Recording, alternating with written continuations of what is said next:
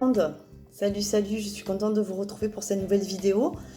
J'espère que ça va bien, que le confinement se passe dans les meilleures conditions possibles.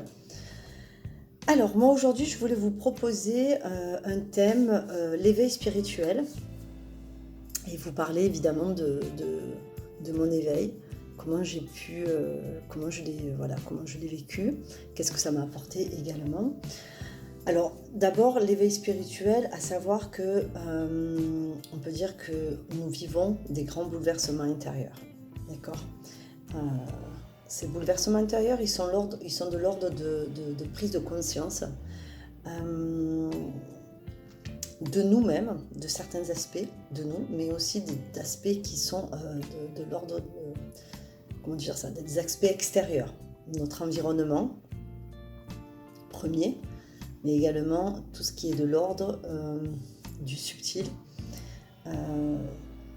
L'éveil spirituel, c'est avant tout notre conscience qui va s'éveiller à une réalité qui va au-delà de nos cinq sens physiques. En tout cas, l'éveil spirituel, c'est aussi un nouveau niveau de conscience. D'accord ? On a une vision qui s'élargit au niveau de notre monde, au niveau de notre personne, au niveau de tout ce que nous vivons, au niveau aussi de nos relations et interrelations avec les uns et les autres. Des nouvelles formes de pensée et une nouvelle manière aussi d'appréhender la vie, où on va y mettre beaucoup plus de sens, où on va essayer de comprendre le pourquoi du comment. En fait, c'est pas tant le pourquoi du comment, c'est essayer de comprendre ce que nous vivons, de la manière à comment ça pourrait nous faire évoluer, comment ça peut nous faire changer pour aller vers quelqu'un de mieux que ce que nous sommes, une meilleure version de nous-mêmes, en quelque sorte. Donc il y a, j'aime bien appeler ça les voiles de l'illusion, de l'ego qui se déchirent. Parce que là, évidemment, nous prenons conscience un petit peu de nos schémas égotiques, on prend conscience de nos blessures, on prend conscience de nos comportements, on va aller dans un peu plus de responsabilité, moins se victimiser. Il y a vraiment tout un travail qui se fait aussi à ce niveau-là.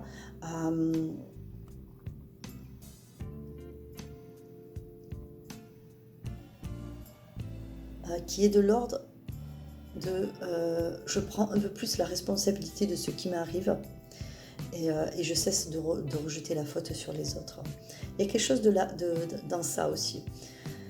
Il y a évidemment beaucoup de douleur. L'éveil spirituel peut se faire un peu dans la douleur parce que cette prise de conscience, ces vérités, cette réalité à laquelle on est confronté peut être blessante.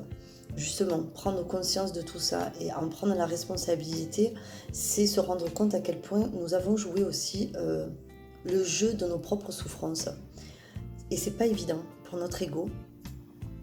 Mais une fois que nous avons commencé à aller sur ce chemin et commencé à arpenter ce chemin et à prendre ces responsabilités-là, c'est vrai que c'est un petit peu dur au début.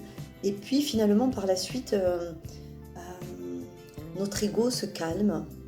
On fait preuve de beaucoup plus d'humilité et également beaucoup plus de bienveillance envers soi-même.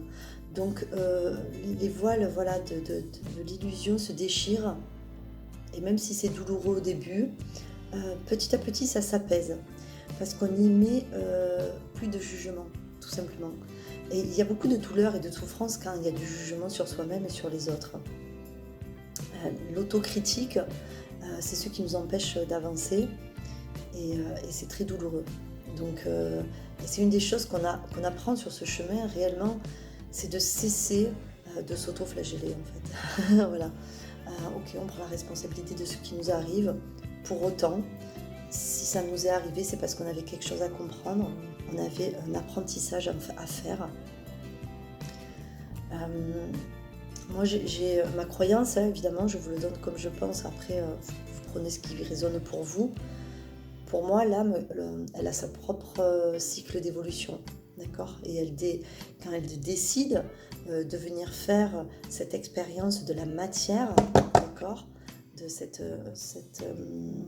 monde dans la 3D, elle va s'incarner dans un corps. Le corps, on dit qu'il est le véhicule de notre âme, comme notre âme est le véhicule de notre esprit, qui lui fait l'expérience de l'individualité sur cette terre et qui est relié directement à la source. Je vais boire un petit coup, j'ai soif.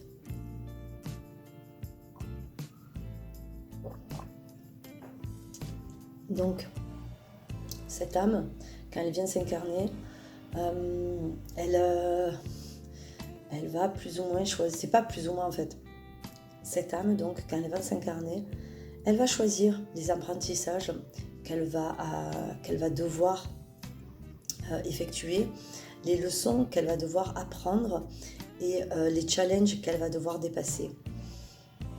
On dit que l'âme, lorsqu'elle s'incarne, elle choisit sa famille, elle choisit même les douleurs, oui, même ce qui peut nous paraître tellement insensé, parce qu'on se dit mais pourquoi elle nous a fait naître par exemple dans une famille où il y a de la violence?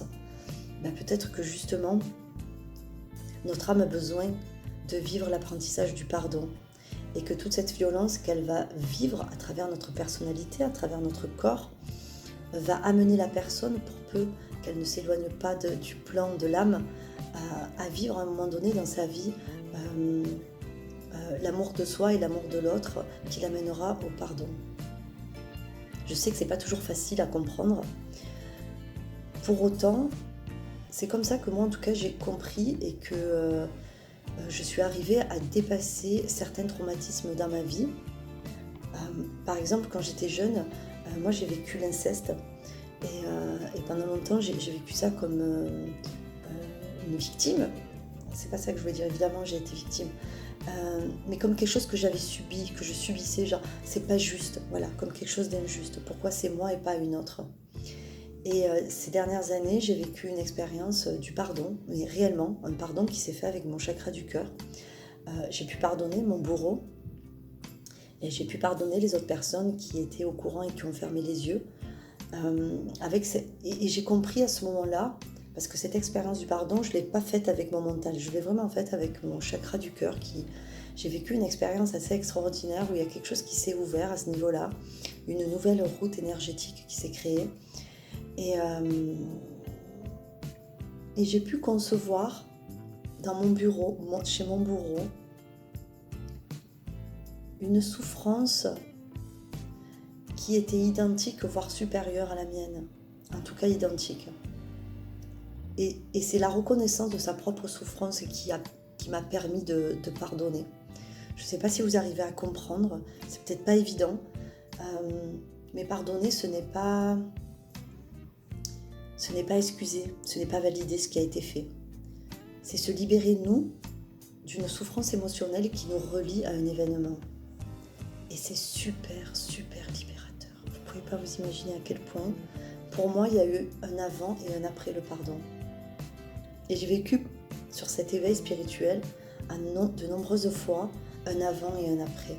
J'ai vécu des expériences qui ont été vraiment très intenses, très fortes énergétiquement, des prises de conscience qui ont bouleversé mon ego, où j'ai pu voir, où je pouvais visualiser comme des briques de murs qui étaient en train de tomber, et je comprenais que c'était tous ces schémas que j'avais mis en place au niveau de mon mental qui étaient en train de se déconstruire. Donc voilà, j'ai vraiment vécu des événements et des apprentissages très forts. Et en vivant ce pardon, j'ai compris pourquoi j'avais vécu ça dans mon enfance. C'est que probablement, en tout cas pour moi, c'est comme ça que je le ressens, c'est que cet inceste, il m'a permis, à l'âge adulte, de pouvoir vivre le pardon. Et je dis le vrai pardon, celui qui se crée vraiment, qui se fait avec cette ouverture de notre chakra du cœur, et qui aujourd'hui me permet d'accompagner les gens, et me permet également de pouvoir être plus facilement à l'écoute des personnes qui ont vécu aussi ce traumatisme, évidemment, sans avoir mon filtre de douleur qui est devant. Vous voyez ce que je veux dire? Parce que ça, c'est quelque chose d'important quand on accompagne les gens. C'est d'avoir aussi guéri ses propres blessures, en tout cas le maximum. Sinon, on les accompagne, mais toujours à travers notre prisme de souffrance. Et donc, on a besoin de se débarrasser, de guérir ses souffrances pour pouvoir mieux accompagner les autres. En tout cas, c'est ce que moi j'ai compris dans mon éveil. Donc je vous disais, cette âme, elle vient avec des apprentissages. Moi, c'est un de mes apprentissages de mon âme. Je pense qu'elle avait besoin de vivre l'apprentissage du pardon et de l'amour de soi, évidemment, puisque à partir du moment où il y a eu cette ouverture de mon chakra, l'amour de moi a été juste comme une évidence, en fait. J'avais plus besoin de prendre des outils à l'extérieur pour nourrir l'amour de moi. C'était quelque chose qui s'était imposé à partir du moment où j'étais dans le pardon. Et l'amour de l'autre. Ça a ouvert vraiment quelque chose d'assez exceptionnel, ce pardon, et d'assez grandiose. Et aujourd'hui, d'ailleurs, c'est le chemin que je propose dans les programmes d'accompagnement que je fais en éveil spirituel. L'éveil spirituel, on a besoin d'être accompagné, que ce soit de manière énergétique ou par une écoute bienveillance. À un moment donné, c'est pas facile de rester tout seul sur ce chemin-là. On a besoin de gens qui sont déjà passés par là ou qui ont certaines compétences et qui peuvent nous éclairer. En tout cas, notre âme, elle est sur cette terre et elle a une quête. La quête de vivre toutes ces leçons, tous ces apprentissages, de se guérir, de se libérer, de s'alléger aussi de toutes les souffrances qu'elle peut avoir amenées de ses vies passées, qu'on appelle le karma. Et elle est là, évidemment, chaque étape que nous vivons sur ce chemin spirituel va ouvrir notre conscience à un niveau beaucoup plus élevé, fait augmenter également notre taux vibratoire, toute notre structure énergétique, elle change. À chaque fois que nous faisons un pas de plus sur ce chemin et qui est bouleversant, notre structure énergétique, elle monte en fréquence vibratoire. En tout cas, c'est vrai que sur ce chemin spirituel, j'ai passé différentes étapes et il y a des fois où j'ai été vraiment dans l'incompréhension, où je me suis posé beaucoup de questions et en même temps que j'étais dans cette incompréhension, j'avais ce truc en moi qui était super jubilatoire de me dire waouh, ce que je suis en train de vivre est complètement dingue, ce que je suis en train de comprendre du monde, de l'interaction que nous pouvons aussi avoir avec la nature, parce que j'ai été formée au Shiatsu et du coup je voyais toutes ces maladies année après année qui revenaient selon les saisons et j'ai compris à quel point nous étions réellement reliés et interconnectés, intrinsèquement connectés à la nature. Et c'est juste fabuleux quand on s'aperçoit de tout ça. Et c'est juste que quelquefois on peut se dire waouh, quel dommage d'avoir mis autant de temps à voir tout ça. Mais finalement non, il n'y a aucun regret à avoir. Les choses, elles viennent au moment opportun, quand nous sommes prêts à les recevoir, à les accueillir et à les comprendre.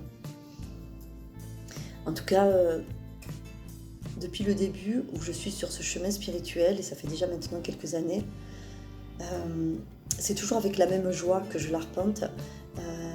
Je suis toujours comme cet enfant qui attend les jouets au pied du sapin à Noël. J'ai toujours cet engouement et ce plaisir d'être là, ce plaisir de découvrir des choses sur moi et également le contentement de pouvoir accompagner les autres, de pouvoir leur ouvrir, d'élargir leur vision en tout cas.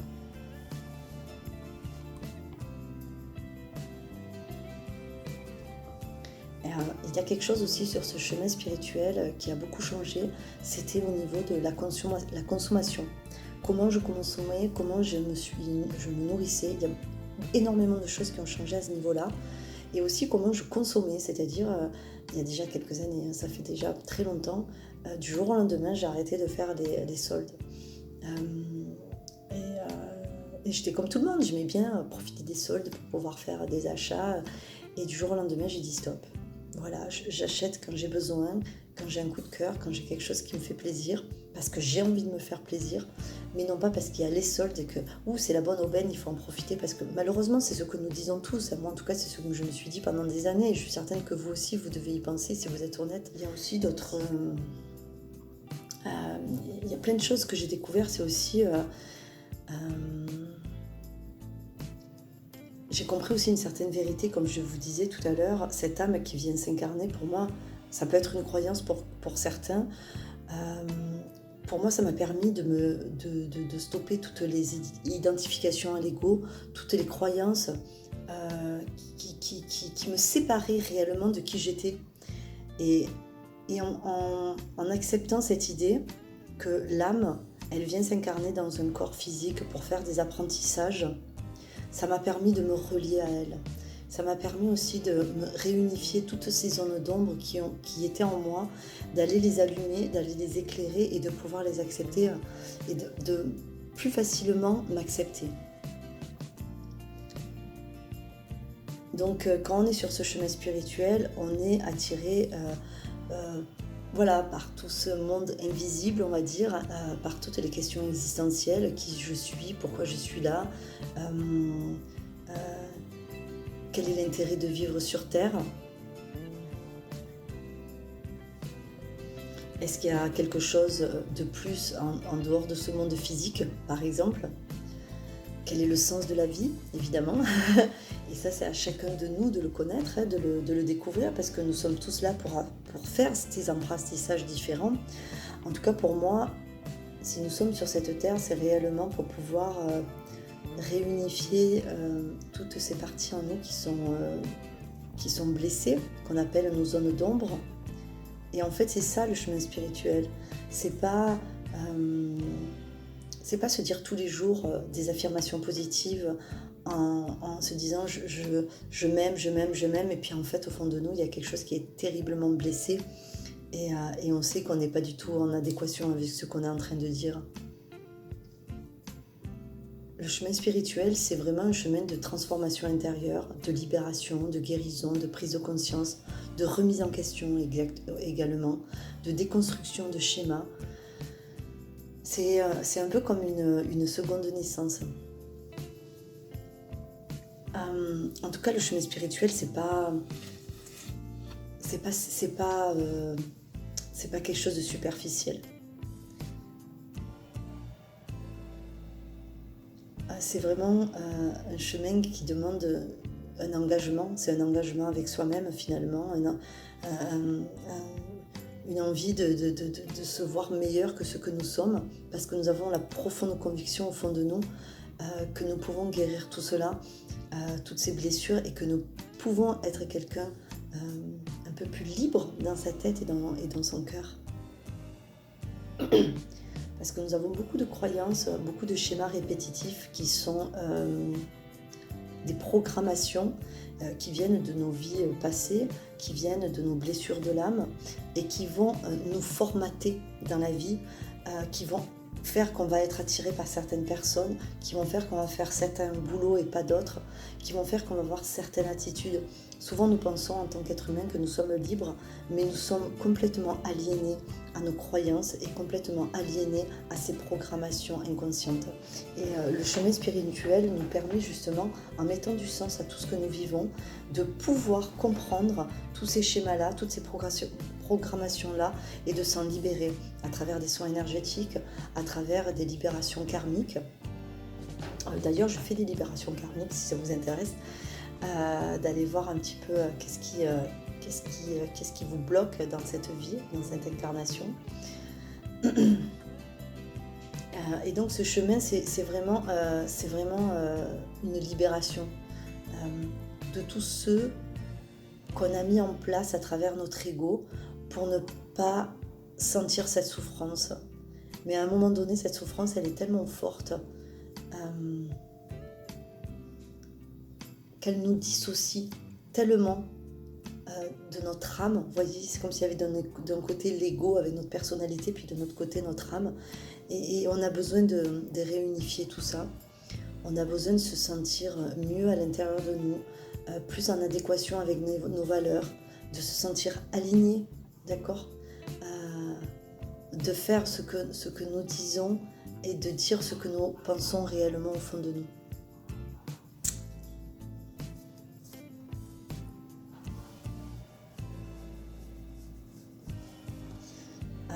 Donc être à l'écoute de cette âme qui nous murmure notre chemin c'est aller chercher notre propre vérité. La nôtre est celle qui va nous permettre de réunifier toutes ces parties en nous. Le chemin spirituel, c'est un chemin d'engagement envers soi-même et c'est un chemin qui nous demande de nous plonger dans ce qui est douloureux en nous. Donc oui, c'est pour ça que c'est pas facile finalement, parce que on va devoir regarder tout ce que nous avons fait sans jugement et accepter que des fois nous avons pu être aussi le bourreau, pas tout le temps la victime. Donc c'est pas évident, c'est vraiment un chemin qui est exigeant, quoi. Mais c'est le nôtre, c'est celui que nous sommes en tant qu'être humain. On n'est pas que cette matière-là, nous sommes faits aussi d'un corps énergétique. Et nous avons besoin maintenant de nous relier à toute cette structure en nous, à notre âme, à comprendre que se guérir, ce n'est pas que se guérir avec la médecine allopathique, bien que je ne la rejette pas, c'est aussi prendre soin de notre santé énergétique. Sur ce chemin spirituel, j'ai également découvert cette connexion que je pouvais avoir avec les autres et ce sentiment, voilà, d'être un sentiment d'unité envers tout, les animaux, plantes, on pourrait dire Dieu ou appeler ça comme vous voulez, ou chaque être humain également. Mais on se sent de moins en moins séparé de tout cela. Et l'éveil spirituel, il m'a permis de prendre conscience que nous sommes tous unis les uns aux autres et que nous résonnons tous les uns avec les autres. C'est bien pour ça qu'on va attirer des fois certaines personnes et pas d'autres. En tout cas, qu'on va les attirer dans notre réalité. En étant dans ce concept, dans cette idée que nous sommes tous unis et tous reliés, c'est aussi reprendre un certain pouvoir, c'est reprendre notre responsabilité de ce que nous vivons et cesser de faire porter la responsabilité aux autres ou cesser d'être dans le jugement également, d'éprouver du ressentiment pour les autres, de les juger. Parce que finalement, cette personne, elle est comme moi et moi je suis comme elle et tout ce que je peux vivre avec elle, c'est également comme un jeu de miroir, quelque chose qui va m'apprendre à moi de pouvoir évoluer et progresser. Et tous ces changements à l'intérieur de moi ont pu se refléter évidemment à l'extérieur, à travers de nouvelles relations, à travers un nouvel environnement professionnel, mais également à travers les nouveaux types de conversations que je pouvais avoir, nouvelles relations amicales également. Il y avait vraiment des choses que je ne pouvais plus avoir dans mon environnement. Ça résonnait plus avec moi. Il y avait quelque chose qui s'était désordonné en fait. Oui, je ne pouvais plus accueillir tout ça. Et donc il y a eu beaucoup de changements à l'extérieur, mais qui étaient en fait juste le reflet de tout ce qui était en train de changer à l'intérieur de moi.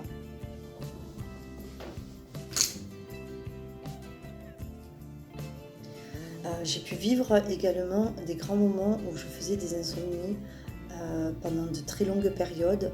Plus tard, on m'a dit que c'est parce qu'il y avait l'auto-vibratoire qui changeait et du coup, ça me fatiguait beaucoup. Et en plus de cette fatigue, j'avais des moments d'insomnie, c'était terrible. Donc je méditais beaucoup pour pouvoir tenir toute la journée, pouvoir travailler. Le matin, je méditais, c'est ce qui me permettait de me régénérer de l'intérieur et de tenir la journée.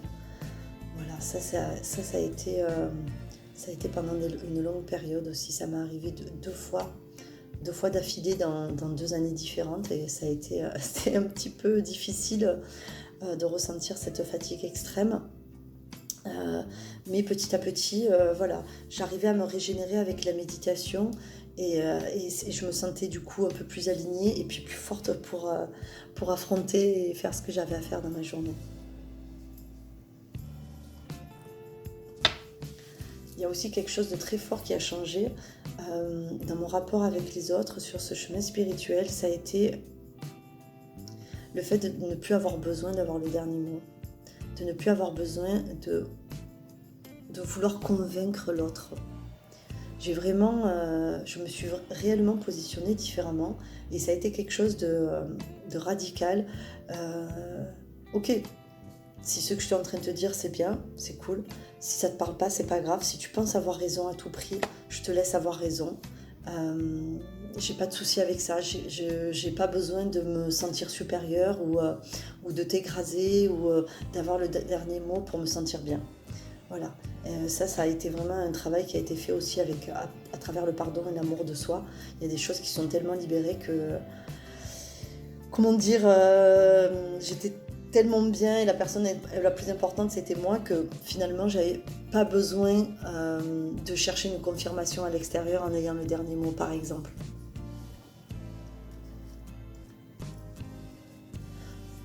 Donc j'étais aussi beaucoup moins dans, on va dire, dans les conflits ou dans la mésentente. J'avais vraiment plus envie de ressentir cette énergie dans ma vie et dans mes relations avec les autres. Ça c'est quelque chose qui m'a assez bouleversée le jour où je m'en suis aperçue. Parce que moi j'étais un petit peu têtue, j'aimais bien avoir le dernier mot. Et voilà, ça c'est quelque chose qui a été très fort chez moi aussi. Mais après, nous vivons tous également, hein, comme je vous disais, chacun sa réalité, et nous vivons tous des apprentissages différents. Donc chacun va vivre ses propres transformations intérieures, quoi. Il y a aussi la solitude qui est devenue comme une copine, une alliée. J'ai pris conscience de mon besoin d'être seule, de me retrouver face à moi-même. Et ça a été vraiment des moments... j'étais bien, quoi. Des moments où être à l'écart me permettait vraiment d'avoir des moments de réflexion, mais pas que de prendre juste du temps pour moi, finalement, à ma manière, loin des distractions quotidiennes. C'était vraiment quelque chose qui m'a fait énormément de bien. Ça m'a permis de retrouver une certaine paix intérieure, un certain bonheur, et de ne plus être comme ça attirée par le monde extérieur qui était à mes yeux superficiel par certains côtés. Et je me suis sentie bien dans ces moments de calme et je me sentais en fait privilégiée de pouvoir vivre bien ma solitude envers moi-même. Et moi j'avais vraiment un gros problème avec la solitude parce que j'avais une blessure d'abandon qui n'était pas guérie au début, donc la solitude pour moi c'était juste impensable, hein. Vraiment, je préférais la remplir de choses même superficielles et inutiles. Et le jour où j'ai guéri cette blessure, vraiment ça a été pour moi quelque chose d'extraordinaire parce que j'ai pu concevoir cette solitude comme des moments de bonheur avec moi-même, tout simplement. Donc ça c'est quelque chose aussi que vous pourriez ressentir, vivre dans votre chemin spirituel également. En tout cas si vous le ressentez, vous le vivez, c'est normal. Ce sont des choses qui peuvent arriver.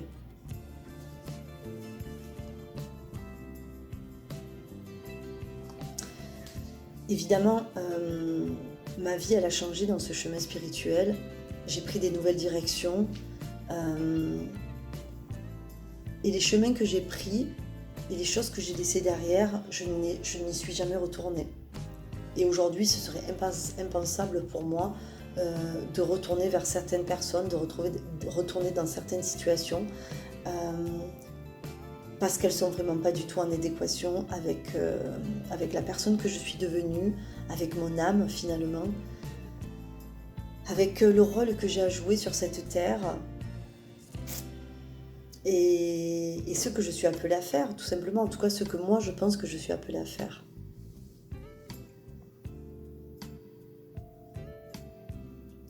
C'est vrai qu'on peut passer toute une vie à avoir un travail qui ne nous plaît pas, à rester en couple alors que nous ne sommes plus heureux. Et l'éveil spirituel va nous remettre face à toutes ces discordances dans notre vie.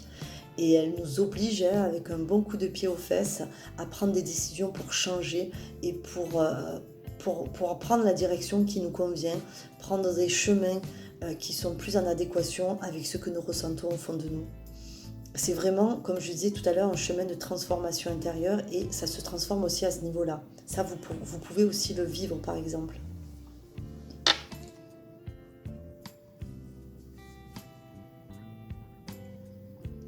Et il y a une chose merveilleuse aussi que j'ai connue sur ce chemin spirituel, c'est que je me suis rendu compte à quel point j'étais co-créatrice de ma vie et qu'à chaque instant, À chaque moment, à chaque mot, à chaque respiration, j'étais en train de créer quelque chose parce que j'ai pris conscience de cette énergie, cet océan d'énergie dans lequel nous vivons.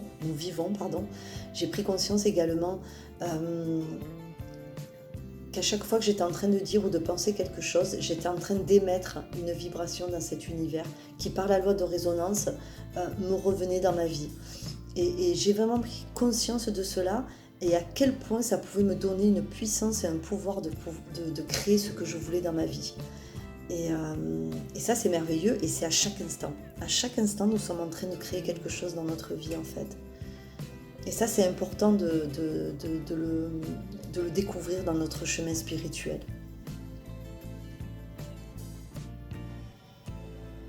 Parce que ça va changer notre vision du monde, ça va changer la vision de la vie que nous avons. Ça change aussi le fait que nos capacités vont au-delà de nos 5 sens. Et que là, nous sommes dans notre être spirituel, dans toute sa splendeur et dans sa puissance finalement.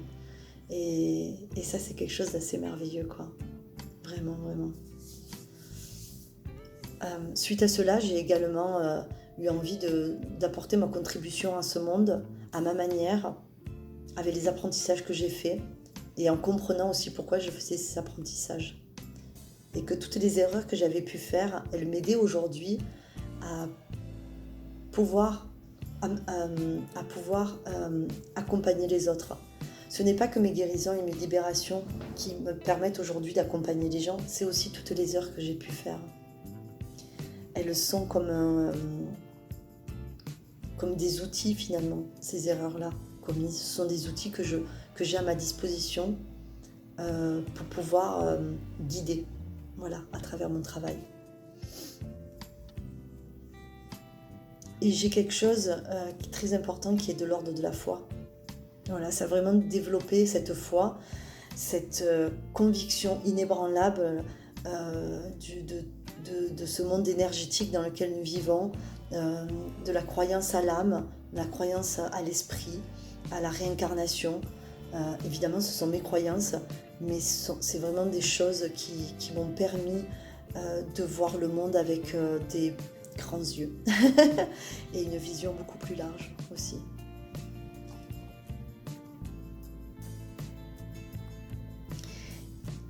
Et pour finir, je dirais que dans ce chemin spirituel, je suis plus apte aujourd'hui à suivre les intuitions de mon cœur. Voilà, c'est lui qui dirige mes choix la plupart du temps. Et j'ai délaissé l'opinion des autres et je nourris ma singularité. Ouais, c'est ça. Voilà, c'est ce que j'avais envie de vous partager aujourd'hui. Il est bientôt l'heure pour moi, j'ai bientôt un rendez-vous, donc je vais vous laisser ici, je vous ferai d'autres vidéos. Prenez soin de vous et je vous fais plein de bisous et je vous dis à bientôt. Bye bye, merci.